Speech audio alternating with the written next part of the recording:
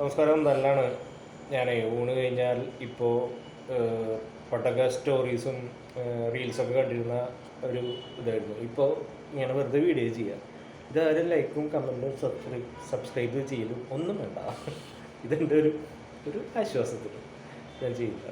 അപ്പോൾ ഞാനൊന്ന് കണ്ടപ്പോൾ ഇന്ന് പറയാൻ തോന്നിയ ഒരു കാര്യം എന്ന് പറഞ്ഞു കഴിഞ്ഞാൽ ഈ സ്റ്റോറീസ് മെയിനായിട്ട് അത് വാട്സപ്പ്, ഇൻസ്റ്റാഗ്രാം സ്റ്റോറീസ് നോക്കുമ്പോൾ പലരോടും പറയാനുള്ള പല കാര്യങ്ങളും ഇങ്ങനെ സ്റ്റോറി ടെല്ലിങ്ങിലൂടെയാണ് പറയുന്നത്. അപ്പോൾ അത് നമുക്ക് മനസ്സിലാവും ഇതെന്തിനാണ് ഇവിടെ ഇപ്പോൾ ഇതിൻ്റെ ആവശ്യം എന്ന് നോക്കുമ്പോൾ അതിൻ്റെ ആവശ്യം എനിക്കോ നിങ്ങൾക്കോ അല്ല, വേറൊരാൾക്ക് അയാൾക്ക് മനസ്സിലാവാൻ വേണ്ടിയിട്ട്.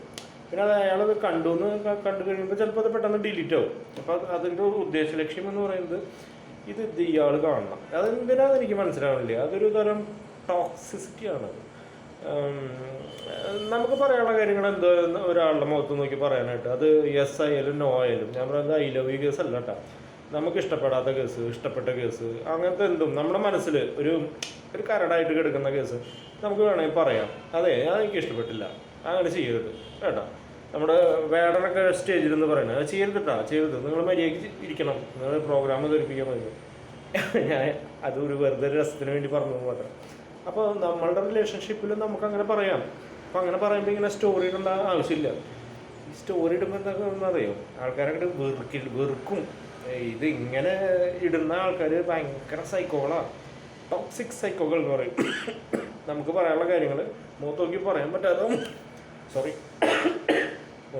പറ്റാതാവുമ്പോൾ അത് നമ്മളിങ്ങനെ സ്റ്റോറി ടെല്ലിങ്ങിലൂടെ പറയും. ഇത് നിരന്തരമായിട്ട് കാണണം. നിങ്ങളുടെ കോൺടാക്ട് ലിസ്റ്റിലുള്ള ആൾക്കാർ പരസ്പരം പറയും. ഞാൻ പറയാറുണ്ട്, ഈ പെണ്ണിന് ഭ്രാന്താണ് അല്ലെങ്കിൽ ആ ചെക്കന് ഭ്രാന്താണ്, അവർ കഴപ്പാണെന്നൊക്കെ നമ്മൾ പറയും. അത് ലോക്കൽ ഭാഷ യൂസ് ചെയ്യുന്നതാണ്.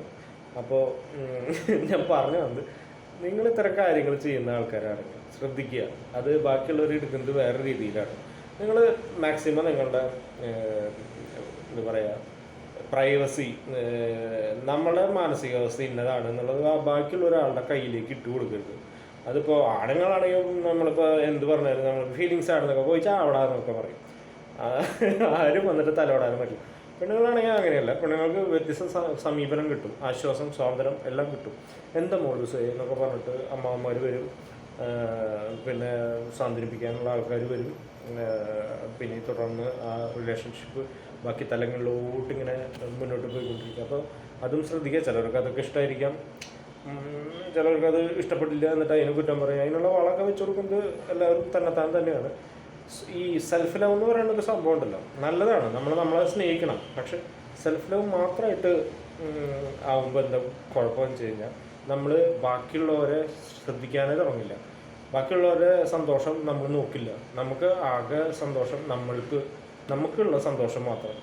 അങ്ങനത്തെ ആൾക്കാർക്ക് റിലേഷൻഷിപ്പ്, ഫ്രണ്ട്ഷിപ്പൊക്കെ വിലക്കപ്പെട്ട കനികളായിരിക്കും. കാരണം അവരെ സഹിക്കുന്ന ആൾക്കാർക്ക് അറിയാം ഇവനായിട്ടുള്ള ഫ്രണ്ട്ഷിപ്പ് രക്ഷയില്ല, അവൻ തലതിന്നാണ് എന്നൊക്കെ പറയും, അല്ലെങ്കിൽ അവൾ തലതിന്നാണ്. കൂടുതലും പെൺകുട്ടികളാണ് കണ്ടിട്ടുള്ളത്. അവർ അഡ്ജസ്റ്റ്മെൻറ്റിന് യാതൊരു തരത്തിലും തയ്യാറാവില്ല. അവർ പിടിച്ച മുകളിൽ 3 കൊമ്പ് എന്നൊക്കെ ഞാൻ പരക്കെ പറഞ്ഞതാണ് കേട്ടോ, അല്ലാണ്ട് എല്ലാവരും കാര്യത്തിലും പറഞ്ഞതല്ല. ഇനി അത് പൊങ്കലിടാനായിട്ട് വരാനായിട്ടൊരു പട്ടിക്കുഞ്ഞ് പോലും സബ്സ്ക്രൈബർ ഇല്ല, അതുകൊണ്ട് അതൊന്നും എനിക്ക് പേടിയില്ല. അപ്പോൾ ആണുങ്ങളെ സംബന്ധിച്ച് ഇത്തരം ടോക്സിക് ആയിട്ടുള്ള കാര്യങ്ങൾ അവർ കുറച്ചുകൂടി ഇതാണ്, ഫിലോസഫിക്കലായിട്ടാണ്. അപ്പോൾ വിചാരിക്കുക, എൻ്റെ ചിന്താഗതിയൊക്കെ മാർവലസ്, നമുക്കെല്ലാം അറിയുള്ളൂ ഈ പഹയൻ്റെ ചിന്താഗതി, ഇവൻ ആരമെന്നുള്ളത് നമുക്കെല്ലാം അറിയുള്ളൂ. പക്ഷെ പുറത്തേക്ക് കാണിക്കുമ്പോൾ നല്ല മുഖം, ഉള്ളിൽ അതിനേക്കാട്ടും വലിയ ആൾക്കാരായിരിക്കും. നമ്മൾ ഈ പുറമെ കാണുന്ന അതൊന്നുമല്ല. ഒരാളുടെ ഇപ്പോൾ ഈ ബിഗ് ബോസിലൊക്കെ കാണില്ലേ, നമ്മൾ കുറച്ച് ആൾക്കാർ കൂടിയിട്ട് അല്ലെങ്കിൽ പരസ്പരം ഇടപഴകും മാത്രം അയാളുടെ ടോക്സിക് പേഴ്സണാണ്. എല്ലാവരും അതെ, ഗ്രേ ഷെയ്ഡ് എല്ലാവർക്കും ഉണ്ട്, എനിക്കുണ്ട്, നിങ്ങൾക്കുണ്ട്, എല്ലാവർക്കും ഉണ്ട് ഗ്രേ ഷെയ്ഡ്. അത് നമ്മൾ അടുത്തറിയുമ്പോൾ മാത്രം ആ ഗ്രേ ഷെയ്ഡിൻ്റെ വ്യാപ്തി നമുക്ക് മനസ്സിലാവുള്ളൂ. ചിലരത് റെക്ടിഫൈ ചെയ്ത്, ഇപ്പോൾ ഞാനൊക്കെ ഗ്രേ ഷെയ്ഡുള്ള ആൾ തന്നെയാണ്, പക്ഷേ ഞാനത് റെക്ടിഫൈ ചെയ്തിട്ട് മുന്നോട്ട് പോകാനായിട്ട് പരമാവധി ശ്രമിക്കാറുണ്ട്. ഇല്ല, നമുക്ക് പോലും അഡ്ജസ്റ്റ് ചെയ്യാൻ പറ്റാത്ത തരം ആൾക്കാരുടെ അടുത്ത് നിന്ന് നമ്മളൊരു വിഡ്രോ ചെയ്ത് നടക്കും. അവരധികം നമ്മൾ ചുമക്കാറില്ല. എന്നാൽ നമ്മളായിട്ട് ഒരു വൈബ് പിടിക്കുന്ന ആൾക്കാരുടെ അടുത്തേക്ക് നമ്മൾ പോകും. നമ്മൾ നിർബന്ധിക്കില്ല ഒന്നിനും. അതായത് വല്ലയിടത്തേക്ക് പോവാം, ഇല്ലടാ എനിക്ക് വേറെ പരിപാടി, ഓക്കെ. നമ്മൾ ലാലേട്ടൻ പറയില്ലേ, എന്താ പറയുക, അടുപ്പം കാണിക്കുക, അകലം കാണിക്കുക, അങ്ങനെ ഒരു ടെക്നിക്ക് ഉണ്ട് ഇതിൽ. അപ്പോൾ അതൊക്കെ യൂസ് ചെയ്തിട്ടാണ് ഞാൻ ഒരുപാട് മാറി സഞ്ചരിച്ചിരിക്കുന്നു. അപ്പോൾ വാട്സപ്പിലൂടെയും നമ്മുടെ ഇൻസ്റ്റാഗ്രാമിലൂടെയും സ്റ്റോറി ടെല്ലിങ് നിങ്ങൾ ഇത്തരത്തിലൂടെ ബാക്കിയുള്ളവരെ കാണട്ടെ എന്ന് പറഞ്ഞ് നമ്മുടെ സന്തോഷത്തിൻ്റെ ഇതൊക്കെ കാണിക്കുന്നത് നല്ലത് തന്നെയാണ്. ഈ പ്രശ്നങ്ങൾ നിങ്ങൾ ഇതിലൂടെ പറയാൻ ശ്രമിച്ചു കഴിഞ്ഞാൽ അതിന് പരിഹാരം ഉണ്ടാവില്ല. അതിങ്ങനെ നാട്ടുകാർക്ക് മുഴുവൻ കാണാമെന്നല്ലാതെ എനിക്ക് ഇങ്ങനൊരു പ്രശ്നമുണ്ട്, അല്ലെങ്കിൽ ഞാനും അവനും തമ്മിലൊരു ഇങ്ങനെ പ്രശ്നമുണ്ട് എന്ന് അവർക്ക് പറഞ്ഞു ചിരിക്കാമെന്നല്ലാതെ ഇതിനൊരു പരിഹാരം ഉണ്ടാവില്ല. അപ്പം അതൊന്ന് ശ്രദ്ധിക്കണം എന്നും പറയാനില്ല. എൻ്റെ അഭിപ്രായം മാത്രമേ പറഞ്ഞുള്ളൂ. നിങ്ങൾക്ക് എന്ത് വേണമെങ്കിൽ ചെയ്യാം, അതിനുള്ള സ്വാതന്ത്ര്യമുള്ള നാടാണ് നമ്മുടെ ഈ രാജ്യം. അപ്പോൾ ഇത്ര എനിക്ക് പറയാനുള്ളൂ. ഇനി ഞാൻ എൻ്റെ പണിയിലേക്ക് തിരിയട്ടെ. ബൈ.